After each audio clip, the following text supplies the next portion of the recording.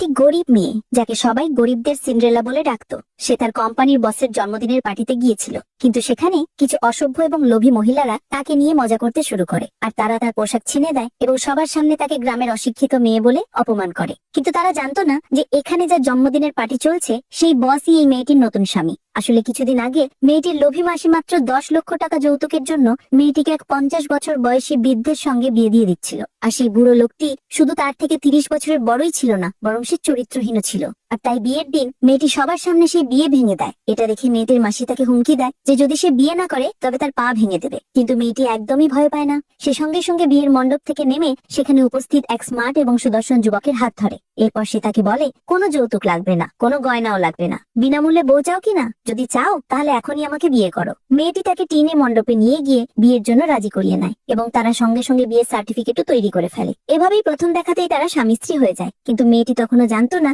যে তার নতুন স্বামী আসলে দেশের সবচেয়ে ধনী ব্যক্তি। বিয়ের পর মেয়েটি যখন তার স্বামীকে বাড়ি নিয়ে যাচ্ছিল তখন সে তাকে তার পুরনো ব্যাটারি চালিত স্কুটারে বসাতে চেয়েছিল। এটা দেখে স্বামী অবাক হয়ে যায়। এরপর মেয়েটি বলে আগে কখনো ইলেকট্রিক বাইক দেখোনি, চলো এটাতেই যাই। ঠিক তখনই বসের সহকারী গাড়ি নিয়ে আসে, কিন্তু বস তাকে চলে যাওয়ার ইশারা করে, কারণ সে তার পরিচয় লুকিয়ে মেয়েটির আসল উদ্দেশ্য জানতে চেয়েছিল। এরপর মেয়েটির কাছে একটি কোম্পানি থেকে ফোন আসে। আসলে মেয়েটির চাকরির ইন্টারভিউ বাতিল হয়ে গিয়েছিল, কিন্তু যখন ফোনের ওপাশের লোকটি বসকে দেখতে পায় সে সঙ্গে সঙ্গে তার সিদ্ধান্ত বদলে ফেলে এবং মেয়েটিকে চাকরি দিয়ে দেয়। মেয়েটি খুব খুশি হয়ে বলে আমার তো ভাগ্যই খুলে গেল, এত মানুষ চাকরিটার জন্য আবেদন করেছিল আর তাদের মধ্যে থেকে আমিই চাকরিটা পেয়ে গেলাম। বস হেসে মনে মনে ভাবতে লাগলো এটা তো আমার জন্যই হয়েছে, কিন্তু আমি এখনই সত্যিটা বলবো না। এরপর তারা মেয়েটির ছোট ভাড়া বাড়িতে পৌঁছায়। পথে বসের ভাঙাচোরা ইলেকট্রিক বাইক কাঁধে নিয়ে 20 কিলোমিটার হাঁটতে হয়েছিল। আর বাড়িতে পৌঁছে তারা দেখে যে বাড়ির মালিক মেয়েটির জিনিসপত্র বাইরে ফেলে দিয়েছে। এটা দেখে মেয়েটি বলে আমার তো ভাড়া কাল দেওয়ার কথা ছিল। কিন্তু বাড়ির মালিক তাকে উপহাস করে বলে তোর কাছে ভাড়া দেওয়ার টাকা নেই, কিন্তু প্রেমিক রেখেছিস। মেয়েটি রেগে গিয়ে বলে ও আমার প্রেমিক নয়, আমার স্বামী।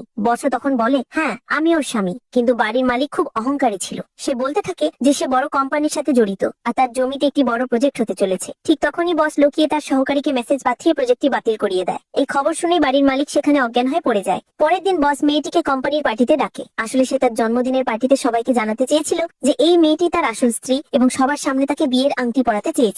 কিন্তু পার্টিতে মেয়েটির সেই অহংকারী মাসি এসে সবার সামনে তাকে অপমান করতে শুরু করে। সে বলে তুই এখানে আসার যোগ্য নস, তুই তো একটা গেঁয়ো নিচু জাতের